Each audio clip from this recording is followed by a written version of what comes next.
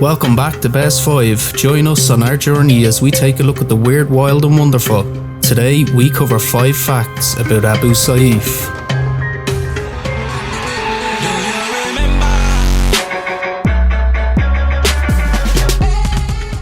The Abu Sayyaf have gained wide media attention after the recent killings of Canadian captives John Ridsley and Robert Hall.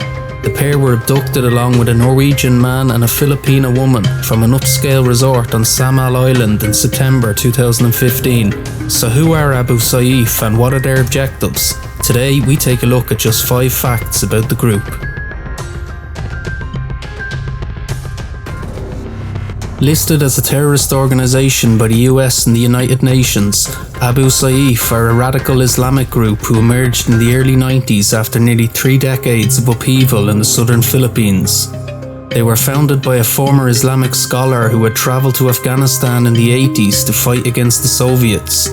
Their core membership is said to be only a few hundred, and they have been involved in many skirmishes against the Filipino military over the years.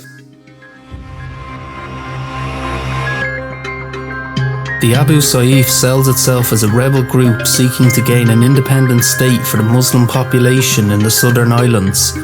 In 2014, the group's leaders pledged allegiance to the Islamic State, who have a huge presence in Syria and Iraq.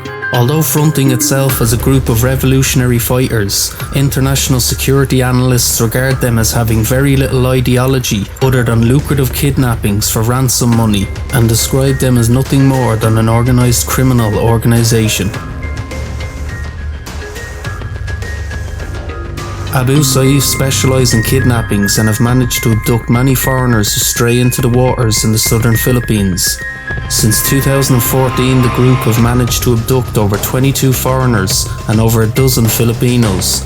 Many times a ransom has been paid, but other times the hostages have been executed by violent methods such as beheading.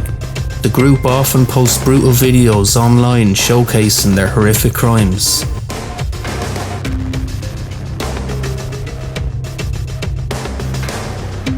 Many embassies from Western countries issue warnings to citizens not to visit islands in the Sulu archipelago region due to a high risk of kidnapping for ransom. Although mainly operating in that region, they have conducted activities outside of their territories.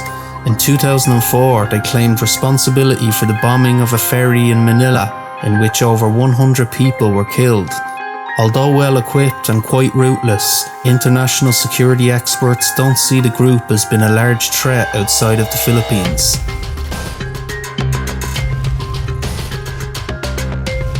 The current Philippine administration, led by the newly elected President Rodrigo Duterte, has publicly expressed its opposition to Abu Sayyaf.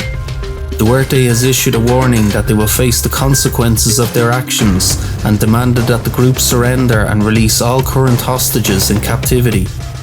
The group released one of the Samal Island hostages, Marites Flor, as a quote, gesture of goodwill to the Duterte administration. With thousands of Filipino soldiers been sent to Abu Sayyaf strongholds, their future remains unclear.